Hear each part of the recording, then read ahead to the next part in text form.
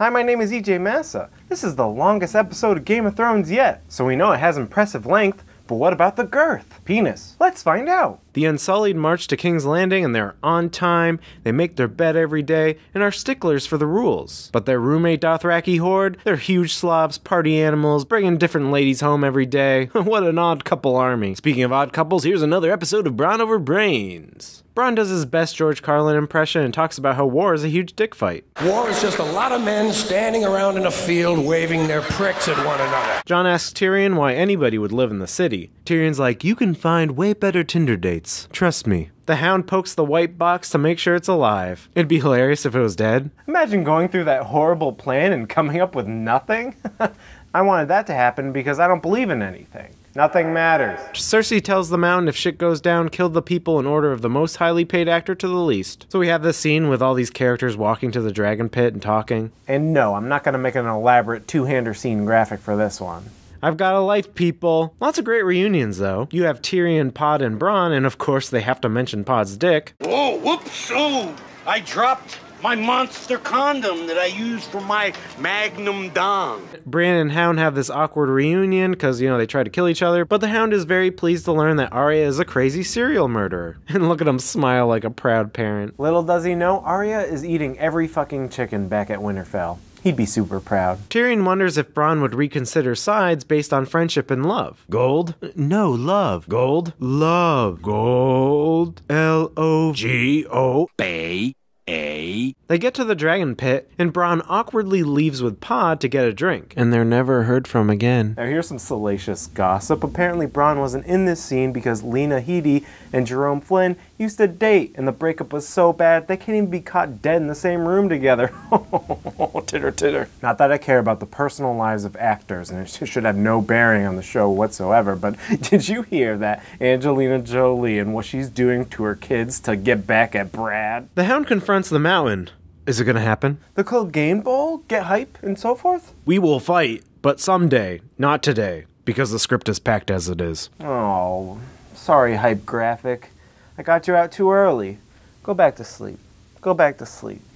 Danny the attention whore always has to make a dramatic entrance, but hey, at least the score is amazing. They always pull out all the stops on the score in these final episodes of the season. And appropriately so, because this episode has so many characters finally sharing the same space. Characters who, as Tyrion aptly sums up, a group of people who do not like one another.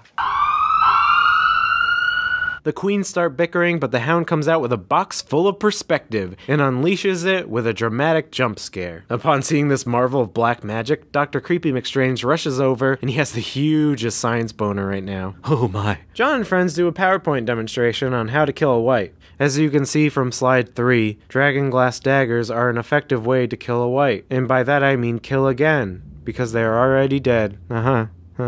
Euron is so spooked. Oh, what a spooky thing he says. I'm literally running away. This is totally in character for me and not a ruse. Goodbye forever. Wink face. Cersei is also spooked. The crown accepts your truce. I don't believe you. But as a condition of the truce, the North has to remain neutral. But old George Washington John, he cannot tell a lie. He publicly announces his bent knee position to the world. Cersei's mad, Tyrion's mad. Dany pretends to be mad, but like how he described the bending of the knee in public like that, in front of all those people. Oh my god, so hot. Tyrion wants to make it right by talking to Cersei. Then we get this nice scene with Cersei and Tyrion, which even though it kind of redundantly explains their motives, I thought it was a very effective character scene. I always thought that Peter Dinklage and Lena Headey were great scene partners, and this is no exception. It's great to see them in a scene together after so many years. Cersei does this obvious belly thing, and Tyrion guesses that she's pregnant. But come on, she did that on purpose, right? It's a scheme. She's scheming. Dany keeps telling Jon how she can't have children. How do you know that? A witch told me. Okay, but have you considered? You wouldn't believe what my horoscope says. Well, that stuff isn't. Would you like to buy some essential oils? Oh no. Tyrion and Cersei return to the dragon pit because you have to make the most of this location while you have it, you know? Cersei has had a change of heart, but in typical Cersei fashion, she just has to do it in the most bitchy way possible. Jon informs Sansa about bending the knee to Dany over text, which pisses Sansa off. And how pissed should I be at Arya? Littlefinger, I need your advice. This is what I usually do. I just assume everyone who is not me is a Nazi. Oh my god, Arya's a Nazi. Good. Hey Dany, my parents aren't home. Let's go fuck on a boat. Sure. Sorry, Jorah. May I suggest Tyrion? No? Ah, come on. Theon asked Jon why he can't tell a lie. Because he's Jesus, and I will forgive you of all of your sins. Go forth and sin no more. So he beats up a guy, and now everyone wants to save his sister. You know, I can't really say I understand the politics of the Iron Islands. So we have Arya summoned to the board meeting room, but television switcheroo, it's actually Littlefinger on trial. Littlefinger, I took your advice and I pictured everyone as a Nazi and, well...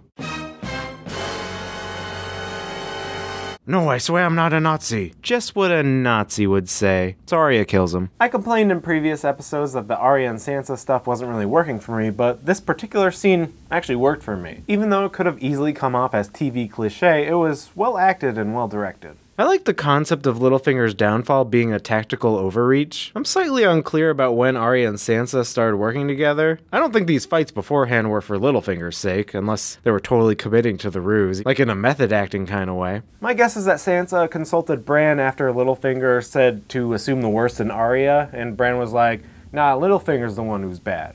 And, you know, then the trial scene happened. That seems to make sense. Littlefinger's plotline this season was very strained, and I kinda wish he had more to do. And I was hoping for one last Varys interaction. Those two are always fun to watch together. Today we say goodbye to the architect of most of the conflict of the first few seasons, and it's Littlefinger. We'll miss you. And goodbye. Cersei and Jaime fight, and surprise, surprise, Cersei is a duplicitous scoundrel. Euron is secretly getting the Golden Company to help Cersei out, and Jaime feels betrayed. And finally breaks up with her. About dang time. Feel like this should have happened seasons ago. Oh well. Jaime leaves King's Landing while the snow starts to fall. You know what they say, when God closes an incest door, he opens an incest window, which leads us to. Sam meets with Bran, and after a solid gag with a note, oh, we still got jokes here, they discover that Jon is actually a legitimate Targaryen heir. Perfect scene to show right before Jon goes to smash Azan's pussy. That expression's really gross. There's a subreddit on Reddit called Free Folk, which to my understanding is just a minimally moderated subreddit. Since it's a bit of a lawless place with production spoilers galore and jokes, they had, before the episode aired, a countdown to epic boat sex, which I found endlessly hilarious. So I hope you enjoyed the epic boat sex. And why is Tyrion looking disappointed? They didn't set this up, did they? It's not out of character for Tyrion to want a woman he can't have, but maybe you should allude to it in another scene at least. Anyways, Tyrion, there's always Jorah. Please? Arya and Sansa patch things up, and Arya allows Sansa to say the trailer line. The lone wolf dies, but the pack survives.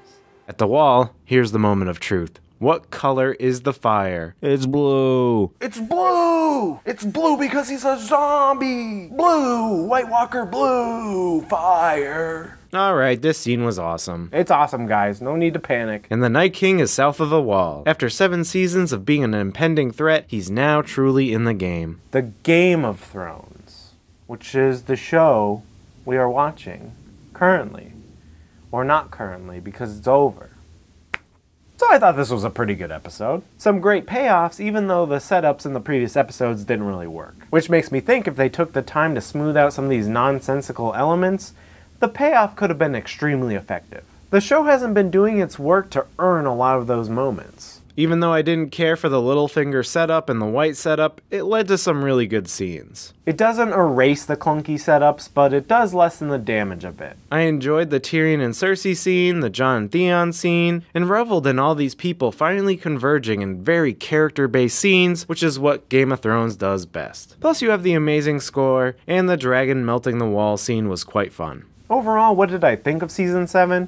Well, it's no secret that I think the writing was super rushed. The idea of a faster pace actually excited me before the season started, but once I started watching it, my head started spinning with the sloppiness and lack of attention to detail. Hopefully with Season 8, they'll take their time and really nail down the writing. But realistically, I only had problems with like 2 episodes this season, so 5 out of 7 ain't bad. I'm not part of the crowd who thinks this season has totally ruined Game of Thrones, because it's still really fun. I mean, Game of Thrones can never not be fun. And this season had one of my favorite episodes, Spoils of War, so Game of Thrones can still achieve greatness. Now that the season is over, let's speculate endlessly about which spin-offs HBO is going to make. I got some ideas. You know, there's the obvious ones like The Adventures of Dunk and Egg, or the original Dance of Dragons. But let's think outside the box. How about 3 White Walkers and a baby? The Night King and his friends struggle to raise one of Craster's sons, and antics ensue. Oh, another good one, Jorah Mormont could just be, after the Great War, he's retired, and he's just reading pages of the Westerosi dictionary. And I could be in the other room, just listening and masturbating. It's a thought. Oh, here's a good one. It's a reality TV show, and it's just a camera on George R. R. Martin, and he has a gun to his head, and he has to write the goddamn books. That would be a riot. What do you think a good spin-off would be? Let me know in the comments. Until next time, bye.